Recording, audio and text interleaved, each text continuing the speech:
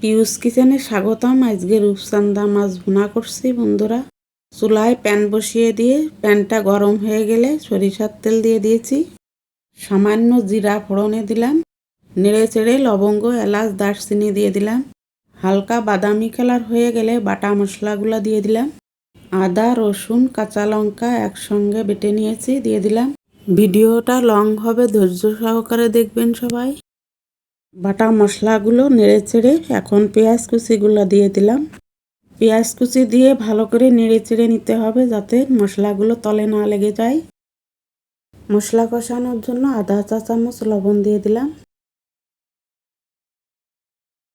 যে কোনো রান্নাই হোক নিজের মতো করে না রান্না করলে ভালো লাগে না।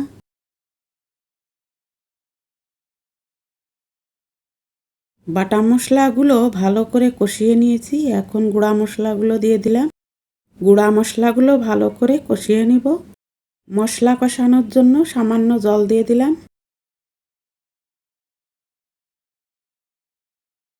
মশলা কষানো হয়ে গেছে, উপর দিয়ে তেল ভেসে উঠেছে, দেখতেই পাচ্ছেন। এখন টমেটো কুচি দিয়ে দিলাম। টমেটো কুচি দিয়ে ভালো করে নেড়ে চেড়ে এখন মাছগুলো দিয়ে দিচ্ছি।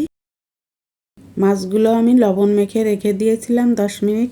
মাছগুলো দিয়ে মশলাগুলো তলে না লেগে যায় নেড়ে চেড়ে দিচ্ছি।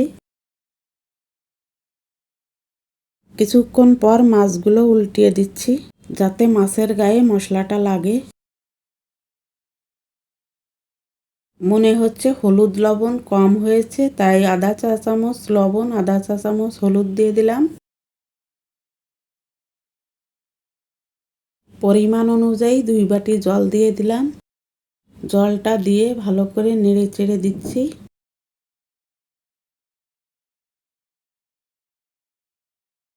পাঁচ মিনিট ঢেকে রেখে দিব। ফিরে এলাম 5 মিনিট পর। ঢাকনাটা তুলে ভালো করে নেড়ে চেড়ে দিচ্ছি।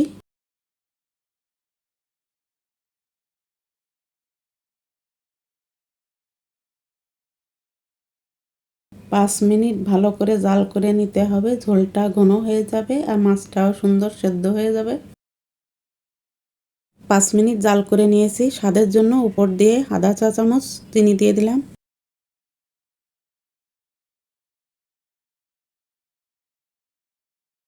চিনি দিয়ে কিছুক্ষণ জাল করে নিলাম। এখন ধনেপাতা উপর দিয়ে ছিটিয়ে দিলাম।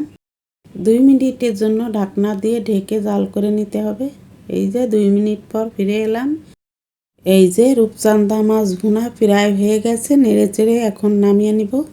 দেখেন বন্ধুরা, ঝোলটা ঘনও হয়নি আবার পাতলাও হয়নি। এই যে রূপচাঁদা মাছ ভুনার ফাইনাল লুক। আজকের মতো আসছি, টাটা, বাই বাই।